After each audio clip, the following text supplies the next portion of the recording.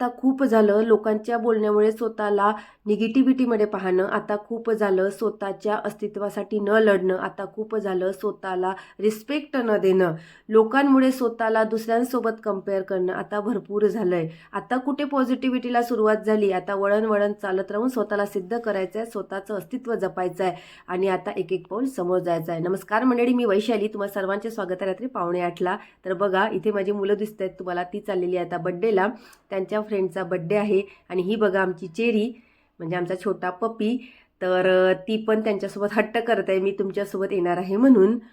तर आता ही चाललेली आहे बड्डेला. आणि त्यानंतर मग मी आले घरात. तर थांबा तुम्हाला दाखवते. बघा 7:45 झालेले आहेत आणि 8 वाजता अजय सर द टीचर, एक यूट्यूबवर सर आहेत, त्यांचं लाईव्ह लेक्चर असते आता. ते KVS RRB साठी छान मार्गदर्शन करतात, म्हणून मी त्यांचं लेक्चर अटेंड करत होते. कारण घरात छान शांतता होती आणि तुम्हाला माहीत आहे माझे मी असे 5 मिनटं जपत असते आणि माझं मी लेक्चर ऐकायला सुरुवात केली.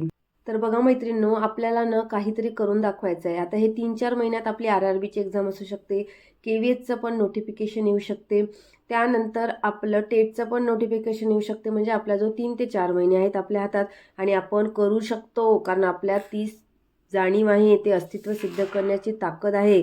कारण आपण माहेरून सासरला येतो, आपलं एक पूर्ण आयुष्य बदलतं, आपली लाईफ बदलते, आपलं जगणं बदलतं. तर आपण ही साधी गोष्ट करू शकत नाही अभ्यासाची, ती तर नक्कीच करू शकतो.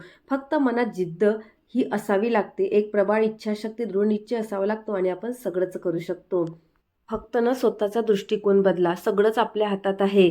तुम्हाला सांगते ना, एक फुगेवाला फुगे विकत होता, त्याच्याजवळ वेगवेगळ्या रंगाची फुगे होती. पण एक छोटा मुलगा फक्त त्याच्याजवळ त्यांनी काळ्या रंगाचा फुगा खाली ठेवलेला होता, बाकी सगळी त्याची फुगे त्यांनी उडवून दिली होती. तर एक छोटा मुलगा त्याला म्हणतो की काका, तुम्ही हा फुगा का उडवला नाही, हा काळ्या रंगाचा आहे, त्या रंगाचा म्हणून उडत नाही का. तर फुगेवाल्याला ना त्या मुलाचं कौतुक वाटलं आणि कुतूहल पण वाटलं की रंगामुळे फुगे उडतात का. असंच आपण आपले दृष्टिकोन ठेवतो. म्हणजे तुम्हाला सांगते ना मी, आपण जर सकारात्मक दृष्टिकोन ठेवला ना तर आपण कुठल्या कुठे पोहोचतो, आणि निगेटिव्ह दृष्टिकोन ठेवला ना तर आपण डिप्रेशनमध्ये खालच्या तळच्या स्तरावर जाऊन पोचतो. आपल्याला काहीच सुचत नाही की मी काय केलं पाहिजे, रडणं येतं, अक्षरशः असं दुःख वाटतं, मला माझ्याच भोवती सगळं का असं आपल्या अवतीभोवती निगेटिव्ह जात आपण अडकत जातो. म्हणून कधीही ना स्वतःला असं डिप्रेशनमध्ये येऊच देऊ नका. एक जरी मनात थॉट आला ना तर 1000 थॉट येतात. म्हणून कधी एक निगेटिव्ह थॉट आला लवकरच परत पटकन पॉझिटिव्ह थॉटला त्याला कन्व्हर्ट करायचं, हे सोपं नसतं. पण जशी जशी आपण सवय करू ना तसं तसं आपल्याला सोपं व्हायला लागतं. त्यानंतर सकाळी 4ला गुड मॉर्निंग, सगळ्यांना शुभप्रभात. आणि बघा मी सकाळी ब्रह्मवेळेत आता 4 वाजता उठले, पॉझिटिव्ह अफर्मेशन केलं, कोमट पाणी केलं, खाली ठेवलेली आहे बॉटल. आणि त्यानंतर मी इंग्रजीचा आज अभ्यास करायला सुरुवात केलेली आहे. आज आता मी इंग्रजीमध्ये बक्षी सरांचं माझं जो पुस्तक आहे आणि त्या बक्षी सरांच्या पुस्तकांमधून मी व्हॉईस करून घेणार आहे, चेंज द व्हॉईस. तर असं छान मी माझा अभ्यास सुरू केलेला आहे. बघा 4:30 वाजलेले आहेत. व्हॉईस करण्यासाठी आपल्याला माहीतच आहे तुम्हाला, ॲक्टिव्ह आणि पॅसिव्ह व्हॉईस असतं आणि टेन्सेस माहीत असणं फार आवश्यक आहे. त्यामुळे अगोदर जर तुमचे टेन्सेस झाले नसेल तर टेन्सेस करून घ्या. मला वाटते मी आपल्या मोटिवेशन विथ वैशाली या व्हॉट्सअप चॅनलवर टेन्सचं जे अगोदर मी स्टडी केलेलं आहे त्याचे मी नोट्स पाठवलेले आहेत. तर तुम्हाला माहीत आहे की प्रेझेंट, पास्ट आणि फ्युचर असे 3 प्रकारचे आपले टेन्स असतात आणि त्यानुसारच आपल्याला व्हॉईस चेंज करता येतो. तर हे जे सगळं आहे ना, हा अभ्यास आपल्याला सातत्य ठेवावं लागेल आणि दररोज अभ्यास करावा लागेल. तेव्हाच आपण 3 ते 4 महिन्यात जर आपल्याला गव्हर्नमेंट नोकरी हवी असेल तर मिळणं सोपं होईल. आणि माझ्या मते गव्हर्नमेंट नोकरीपेक्षा आयुष्यात यशस्वी होण्यासाठी आपण आपल्या स्वतःला प्रोव्हाइड करू शकू आणि एक वरच्या स्तरावर ढकलू शकू.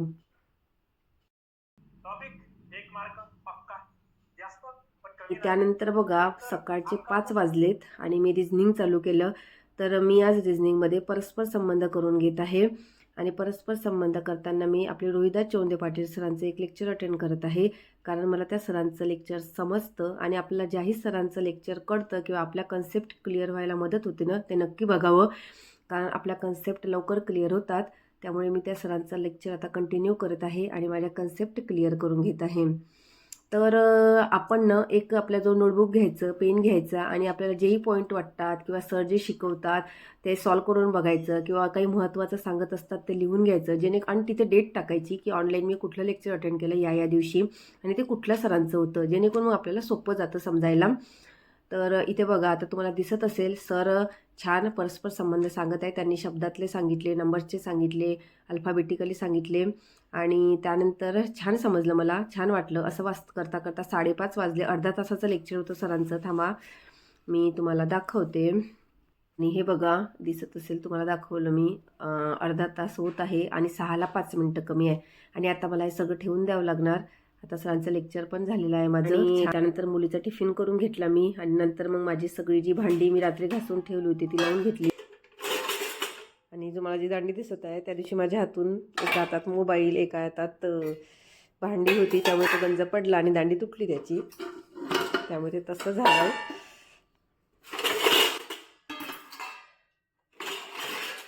आता ही सगळी भांडी लावते, त्यांना आपापल्या जागेवर ठेवते.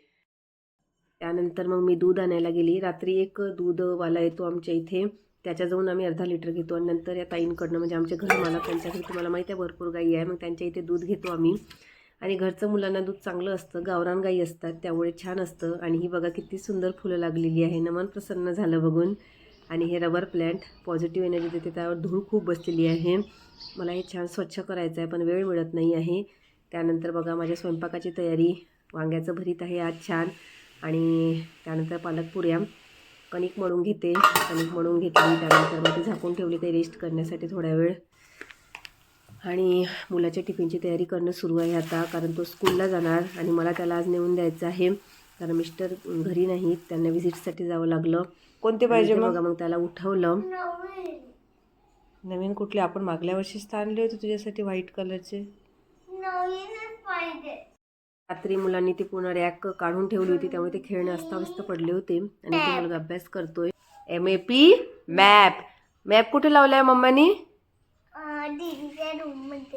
हा, त्यावर कसं रिडिंग करता येतं ना छान. कशी काय काय तुला प्लेस दिसतास ना, कुठं कुठं कुठलं प्लेस असते तर. हा, त्याला मॅप म्हणतात.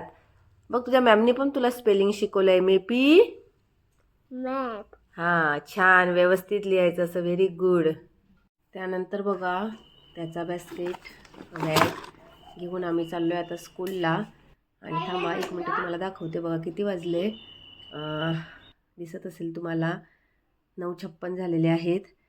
आणि आत्ता पटकन त्याला शाळेला सोडून येते आणि मग घरी आले त्याला शाळेला सोडून. आणि त्यानंतर बसले अभ्यासाला. 10:15 झालेले आहेत आणि आता माझा अभ्यास करून घेते मी मानसशास्त्राचा, कारण मी ठरवलं होतं की मुलगा शाळेत गेल्यावर मला अभ्यास करायचा मानसशास्त्राचा. आणि बघा मी बाहेर गाडीवरच विसरले होते की मी बाजार आणलेला म्हणून, तिकडून परत येता तर आले परत बाहेर आणि बाजाराच्या थैल्या घेऊन गेले मग घरात. आणि हा नंतर मी ठेवते फ्रीजमध्ये. आता अगोदर अभ्यासाचा मूड झालेला आहे छान, कारण छान शांतता आहे म्हणून अभ्यास करायला गेले. आणि आता बेडरूममध्येच बसून घेणार आमच्या. आणि माझ्याजवळ अन्नदाते सरांचं पुस्तक आहे आणि त्यातून मी आज मानसशास्त्राचा अभ्यास करून घेत आहे. तर मैत्रिणींनो, अशीच आपल्यासाठी 5-5 मिनटं शोधायचं आणि अभ्यासाला आपला स्मार्ट स्टडी करायचा. मला एक कमेंट दिसली की ताई तू मानसशास्त्राचा अभ्यास कुठून करते? तर बघा मी माझ्याजवळ अन्नदाते सरांचं पुस्तक आहे आणि फडके प्रकाशनचं पुस्तक आहे, त्यातूनच मी माझा अभ्यास करते बघा. तर असाच आपला आपण अभ्यास कंटिन्यू करायचा. बघा मी 11:30चा अलार्म लावलेला होता, तो झालेला आहे. आणि माझं मानसशास्त्राचा एक टॉपिक कंप्लीट झालेला आहे आज.